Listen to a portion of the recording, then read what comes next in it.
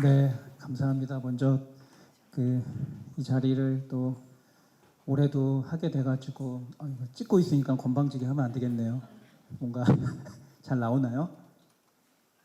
네, 그런데요.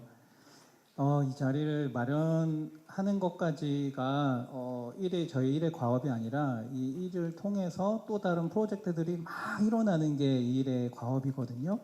그래서 배주원 박사님께서 앞서서 막 이야기를 한 게 전 여러분들한테 되게 좋은 소스, 그러니까 내년에 어떤 사업을 하든 폐지수지 어르신 관련된 사업을 한다면 되게 좋은 소스가 될 수 있을 거라는 생각이 들어요. 그래서 마음껏 많이 받아서 활용을 해주시면 좋겠다는 생각도 합니다. 더불어서 제가 하는 얘기는 좀 가벼운 얘기일 수도 있어요. 그냥 가볍게 좀 들어주시면 좋을 것 같고 또 앞서서 영상이나 이런 이슈 때문에 시간이 많이 갔기 때문에 줄일 수 있는 시간이 제 시간밖에 없습니다. 그래서 제가 최대한 좀 빨리 진행을 해서 시간도 좀 줄여보도록 하겠습니다. 여러분 자원재생활동가라는 이름을 좀 들어보셨나요? 네, 이 이름을 이제 처음 들어보신 분이 계실 수도 있는데 그러면 이 이름이 갖고 있는, 그러니까 이 이름이라고는 좀 그러네. 이 명칭이 갖고 있는 이 뜻은 과연 무엇일까? 또 이 명칭이 어떻게 해서 좀 생겨났을까? 네, 이런 거에 대해서 좀 궁금해 본 적 있으세요? 네, 전 누구랑 대답하고 누구랑 이야기하고 있죠? 네. 하지만 눈빛으로 이야기해 주시기 때문에 제가 다 듣고 있습니다. 자원재생활동가. 제가 이런 생각을 해봐요. 저는 기업가냐, 활동가냐, 연구가냐, 뭐 하는 사람이냐, 지금은 왜 발표하고 있냐, 이러고 있는 생각이 드는데, 오늘은 제 여러 기질 중에 좀 연구자적인 기질을, 물론 배지원 박사님처럼 그런 깊은 연구는 아니지만, 연구자적인 기질을 하나 끄집어내서 이야기를 한번 해보도록 하겠습니다. 우리 전 세계 노동을 우리가 구분할 때 이런 식의 구분법이 있어요. 공식적 노동과 비공식적 노동이라는 이 두 가지의 구분을 합니다. 공식적 노동은 예를 들면은 저 같은 경우죠. 저는 이제 회사에 소속이 돼서 월급을 받는 대표이기 때문에 공식적 노동을 하는 거예요. 그 앞에 있는 우리 김수현님은 월급 받으세요? 안 받아요? 일은 해요? 안 해요? 그럼 여기는 공식도 비공식도 아니네요. 그리고 그 뒤에 저기 성함이 안 보여요. 건두까지만 보여요. 건두윤님은 작년에도 오셨잖아요. 네, 어때요? 월급 받아요? 아직 학생이에요? 일은 해요? 일은 해요? 무슨 일 해요? 그래요? 뭐 이런 분들이 비공식 노동이에요. 쉽게 얘기하면. 우리가 어떠한 일을 하는 데 있어서 국가에다 세금도 내고 소속돼서 월급도 받고 이렇게 하시는 분들, 그리고 건드윤님처럼 어떤 이제 소속이 좀 불명한다거나 또는 국가에 대한 세금에 대한 의무가 없거나 내지는 뭐 비용 소속이 좀 급여가 불안정한다거나 이런 활동들을 하시는 분들이 계시죠. 공식적 노동을 하는 사람이 많을까요? 비공식적 노동을 하는 사람이 많을까요? 전 세계에. 네? 비공식 어떻게 그렇게 잘하세요? 질문에 답이 있었나요? 비공식 노동을 하시는 분들이 전 세계 60%래요. 대부분 어떤 카테고리가 들어있냐 봤더니 뭐 이제 길에서 이렇게 자영업을 하시거나 내지는 뭐 폐지수거 활동을 하시는 분들도 주요 비공식 노동자로 들어가고요. 그리고 이제 의류, 저희 나라는 부업이라고 하는데 전 세계에 그렇게 이제 가내수공업처럼 부업을 하는 사람들이 많다고 합니다. 그런 인구까지 다 비공식 노동자로 들어가는데 그렇게 따지면 60%가 비공식 노동자로 들어간다고 합니다. 이렇듯 어떻게 보면 우리 일상하고는 좀 다를 것 같지만 이 비공식 노동자들이 전 세계적인 시각으로 보면 더 많다라는 거 우리가 이해할 수 있어요. 그 중에 대표적인 비공식 노동 활동을 하고 있는 분들이 바로 이 폐지수거하고 있는 우리 사람들입니다. 제가 이제 폐지수거 노인, 폐지수거 어르신이 이런 어떤 자연스러운 단어가 입에 붙은 사람이에요. 그래서 폐지 수입하면은 바로 노인, 폐지 수집하면 바로 어르신 이렇게 붙어 나오는데 일단은 이제 전 세계적으로 폐지 수거 활동을 하는 사람들은 노인과 어르신들보다는 조금 더 젊은 층들이 있기 때문에 폐지 수거인이라고 제가 호칭을 하도록 하겠습니다. 이런 폐지 수거인들이 하는 이 활동들, 과연 전 세계적에서는 어떻게 바라보고 있고 이들은 어떤 생활을 하고 있을까? 이런 게 좀 궁금해졌어요. 우리나라만 그런 활동을 하는 게 아니니까. 그래서 제 나름대로 좀 찾아봤죠. 일단 첫 번째, 이들은 어떻게 불려질까 봤더니 이렇게 불려집니다. 영어로 웨이스트 피커스라고 이렇게 스펠링 틀렸네요. 죄송해요. 왜 얘기 안 해줬어요? 틀렸어요. 예, A가 아니라 I인데 어쨌든 쓰레기를 줍는 사람 이렇게 했는데 그 전에는 이렇게 불리었대요. 쓰레기 더미를 뒤진 사람이나 동물 되게 얕잡아 보고 낮게 보는 그런 어떤 명칭으로 제가 전공이 중어중문학과예요. 왜 중어중문학과를 선택했을까요? 영어를 못해서. 그래서 영어라서 저 발음이 자신이 없어요. 아무튼 그 다음에 뭐 이런 스페인어와 포르투갈로도 불리는 말이 있고 우리나라는 폐지 수집 노인이라고 이렇게 불립니다. 다양한 이제 용어로 불리는데 이 용어가 만들어진 건 저기 보이는 제1차 세계 쓰레기 수거자 회의라고 하는 2008년에 보고타에서 열린 회의에서 저렇게 명칭화하자라고 정했다라는 겁니다. 2008년도면은 우리나라는 뭐 하고 있었죠? 2008년생도 있을 것 같은데 여기. 네. 우리나라는 아마 세계적인 경제 공황에 어려움에 빠져가지고서는 실업자들이 막 나타나고 있을 텐데 전 세계에서도 그런 노동의 문제에 대해서도 고민하면서 어르신들의 폐지 수거인들의 문제를 저렇게 국제적인 회의로 뭔가 연석 회의를 계속 열면서 고민을 했다는 거 우리가 알 수 있습니다. 즉 다시 말하면 이 쓰레기를 줍는 사람의 고민은 상당히 오래전부터 국제적인 이슈로 우리가 이야기되고 있구나. 그렇다면 이 이슈에 대해서 세계적인 사람들, 세계에서의 그런 사람들은 단순히 그냥 이름만 바꾸면서 했을까? 그건 아니라는 거죠. 이들이 조사를 해봤어요. 똑같이 우리나라가 이렇게 폐지 수집 노인을 전수조사하고 실태조사하듯이 이들도 전 세계에서 뭐 조사를 해본 거예요. 그랬더니 34개국에 46만 명이 있는데 이게 전체가 아니라 여기도 실태조사처럼 이렇게 조사된 이 웨이스트 피커스 얼라이언스라는 느슨한 국제 조직이 있습니다. 여기에 폐지 수거인들이 모여 있는 뭐 협동조합이든 아니면 그냥 네트워킹이든 무슨 다른 조합이든 이런 형태들이 이 안에 웨이스트 피커스라는 그 느슨한 조직 안에 모여서 우리 조직에 몇 명 있어요, 몇 명 있어요, 몇 명 있어요. 그래서 계속 누적된 거예요. 그리고서는 가장 최근에 34개국에 46만 명이라는 게 딱 정리가 된 거죠. 많은 숫자인가요? 적은 숫자인가요? 감이 안 오시죠? 그렇죠. 제 생각에는 이게 전체가 아니라면 아까 뭐 우리나라 실태조사도 저는 그 수를 100% 신뢰하지는 않거든요. 뭐 4만 명, 뭐 또는 이제 최근에 전수조사에서 15,000 몇 명 이거를 제가 100% 신뢰하지 않는데 이 수도 마찬가지일 것 같아요. 46만 명도 100%는 아닐 것 같아요. 못해도 이 수보다는 훨씬 더 많을 거다라는 걸 짐작해 봅니다. 왜냐하면 어디에 소속되지 않아서 폐지를 수거하는 사람들도 많을 테니까요. 그래서 이렇게 어떻게 보면은 다양한 국적에서 다양한 인종이 이런 폐지 수거 활동을 통해서 생계와 삶을 유지해가고 있는데 그러면 그들은 어떻게 지낼까 봤더니 이걸 넘길게요. 봤더니 경제적으로는 그분들이 폐지를 수거하는 활동을 통해서 어떤 가정과 급여, 소득을 해결하니까 이런 노동자의 관점으로 그들을 본다라는 거죠. 즉 빈곤의 대상이나 시혜적 도움을 받아야 되는 그런 빈곤층이나 이런 관점보다는 저 사람은 폐지 수거를 하는 일을 하고 있고 저 일을 통해서 소득을 창출하고 있는 노동자야. 근데 어떤 노동자야? 비공식 경제에서 속한 그런 노동자야 라는 인식을 갖고 있다는 겁니다. 그리고 그 노동을 통해서 재활용이라는 산업이 운영되고 있어. 즉 큰 재활용이라는 산업에 기여하고 있는 산업의 노동자야. 이렇게 해석하고 있다는 거죠. 다시 한번 강조드리지만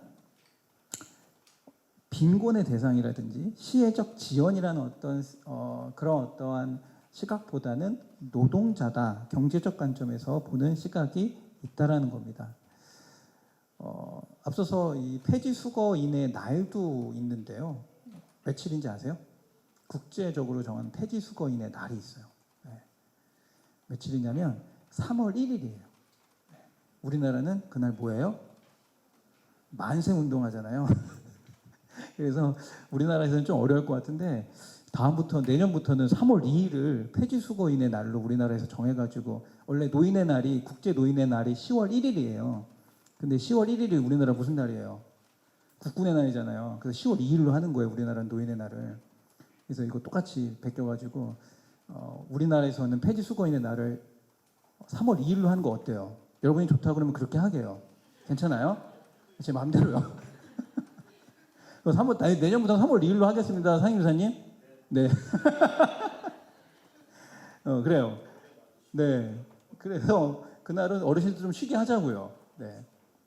이렇게 그런 날도 만들고요. 폐지수거인의 헌법도 만들어서 그들의 권리와 그들의 어떤 해야 되는 일들을 보호하려고 하고 있습니다. 뿐만 아니라 다른 시각이 있는데, 웨이고라는 이제 국제적인 그 지원을 하는 비공식 노동을 지원하는 NGO가 있는데 그 NGO의 내용에 따르면 이 폐지수거인들을 환경적 관점에서 환경 기여자로 해석하고 있어요. 그래서 그들이 하는 이제 그 보고서에 의하면 해안 도시, 그리스에 있는 해안 도시의 쓰레기들을 정리하기 때문에 해양 쓰레기를 절감하는 그런 기여 활동을 하고 있다. 그리고 외국 같은 경우는 종이 자원보다 플라스틱 자원들을 많이 수거하는데 그 플라스틱 수거에 많은 기여를 하고 있다. 이런 식의 내용들을 찾아볼 수 있습니다. 그 얘기는 뭔가요? 어르신들은 노동자고 이들의 활동에서 재활용 사업이라는 게 운영되고 또 이들이 하는 활동을 통해서 환경적인 기여가 일어나고 있다는 것들을 이들은 일찌감치 주장을 하고 있다는 거죠. 한편 최근 2022년 이 볼리비아의 저분이 폐지수거인인데 저분이 케냐에서 열린 유엔 환경총회에서 폐지수거인으로서 당당하게 2분 30초간 연설을 했습니다. 무슨 연설의 내용은 뭐냐면 본인들의 그 활동에 대한 이제 건의 보호와 또 하나는 이제 국제 플라스틱 조약이라는 게 있는데 거기에 따른 이제 본인들의 생계가 위협받고 있는 어떤 요소들이 있어요. 그것들에 대해서 좀 어필을 한 거죠. 시간은 짧았어요. 2분 30초. 좀 더 줬으면 좋겠는데. 그렇죠? 하지만 폐지수거인이 어디서 연설했다고요? 유엔의 환경총회에서 연설했다고. 이런 거를 우리가 보면 국제적으로 이 폐지수거인들을 어떻게 바라보고 있는지에 대한 단초들을 우리는 좀 이렇게 확인할 수 있습니다.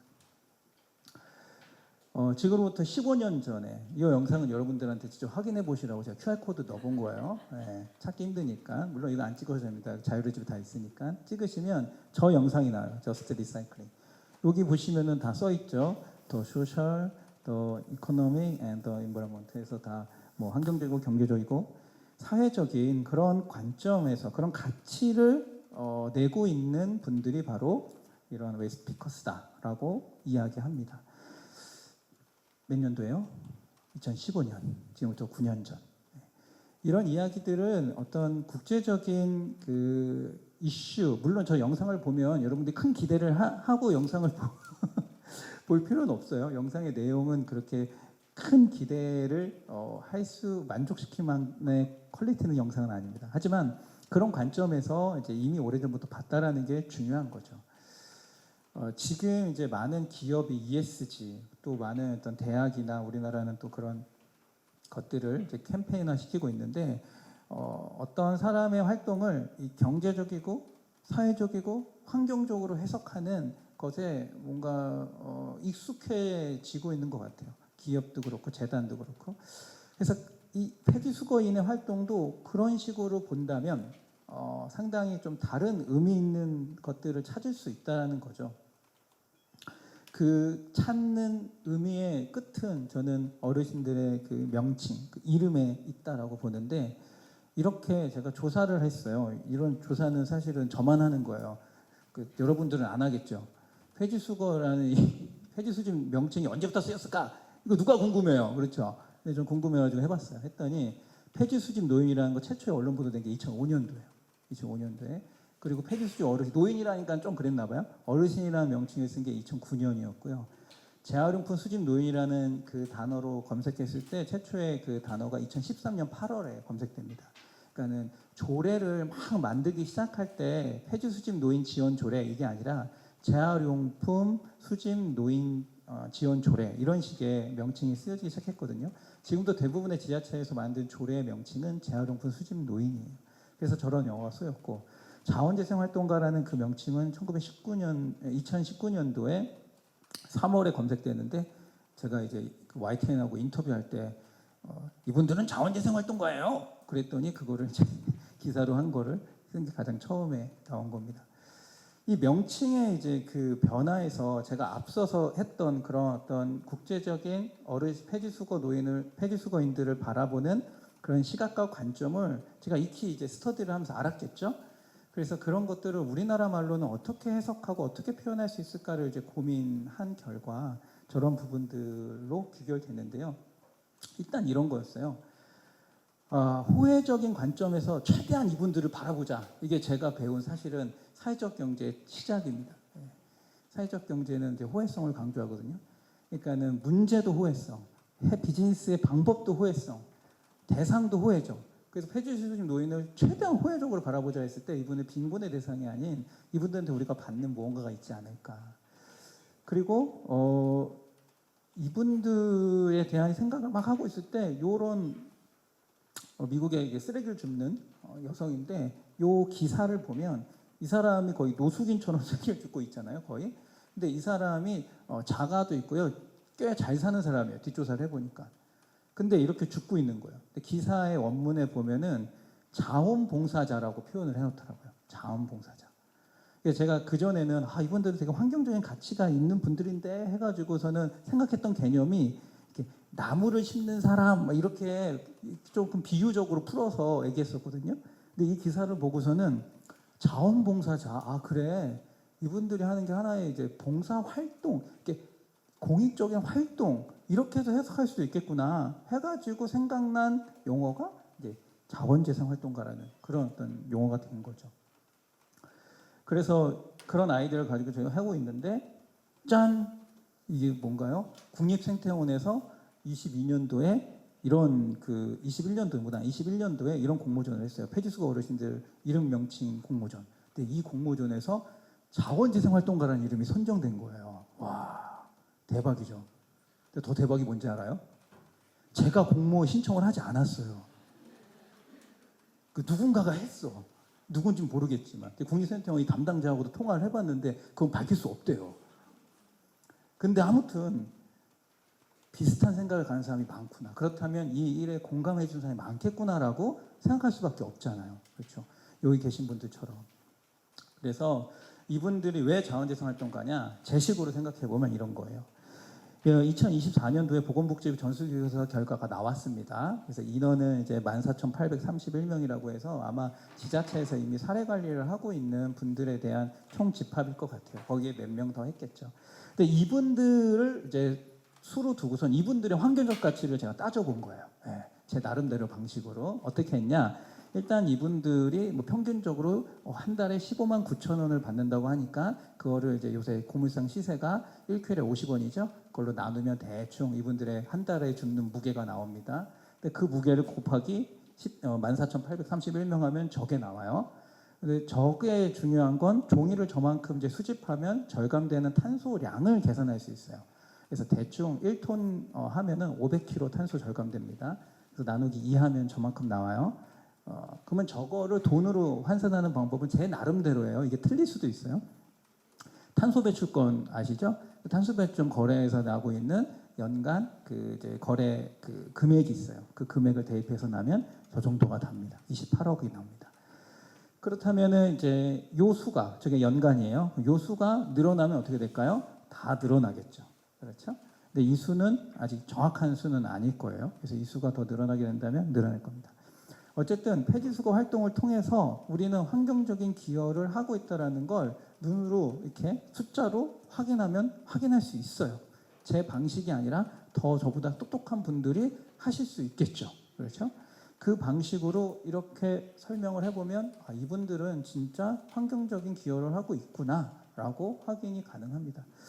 또 GPS와 KBS에 하는 GPS와 그 폐지수거 노인이라는 그 다큐멘터리에서 이제 한 장면을 제가 캡처한 건데요. 이분들도 알아요. 이렇게 쓰레기가 많이 넘쳐나고 이걸 잘 정리하면 이게 다 자원이 된다라는 거. 스스로도 어느 정도 인식을 하고 있는 분들이 상당히 많다라는 겁니다.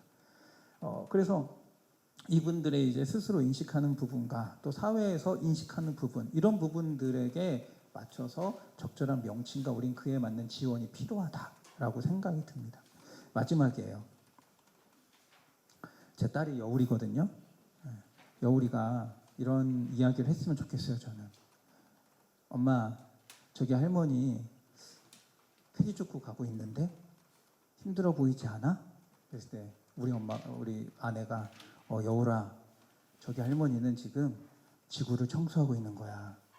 저분 때문에 거리가 깨끗해지고 환경이 보호가 돼. 너 북극곰 좋아하잖아. 북극곰 저분 때문에 살 수도 있어. 이런 말을 너무나도 자연스럽게 해주는 그런 세상이 되면 어떨까. 그런 세상으로 어르신들을 보면 우리가 이제까지 지원하려고 했던 어르신들의 그런 어떠한 지원책이 좀 달라질 수 있거든요. 시혜적인 지원책이 아니라 또 명분도 바뀔 수 있어요. 이분들은 빈곤한 노인이니까 빈곤 쪽으로 도와줘야 돼. 그러면 주무부처가 어디예요? 보건복지부잖아요. 그렇죠? 그럼 보건복지부 예산이 폐지수미 노인한테 얼마나 할당될까요? 제가 볼 때는 많이 할당될 수 없을걸요. 이미 수많은 복지 예산을 쓰고 있기 때문에 저희는 좀 더 다른 예산을 가져와야 된다 하면은 이분들이 하고 있는 일들을 우리 ESG적으로 해석할 수 있지 않을까요? 그럼 어디 예산을 가져올 수 있어요? 기재부 예산을 가져올 수 있지 않을까요? 저만의 착각인가요? 이분의 활동을 환경적으로 생각하면 환경부 예산이 적긴 하지만 환경부 예산 좀 가져오면 안 되나요? 명분이 필요하니까 그런 명분들을 우리가 잘 만들어 가서 이분들한테 좋은 이름이 아니라 정의로운 이름, 맞는 이름 만들어주고 이분들의 활동에 걸맞는 대우와 보수와 정당한 지원을 해주면 얼마나 좋을까라는 생각을 하게 되는 겁니다. 여러분들도 그 부분에 동의하신다면 동의한 만큼 박수 한번 쳐주세요. 이제까지 기우진 대표였습니다. 감사합니다.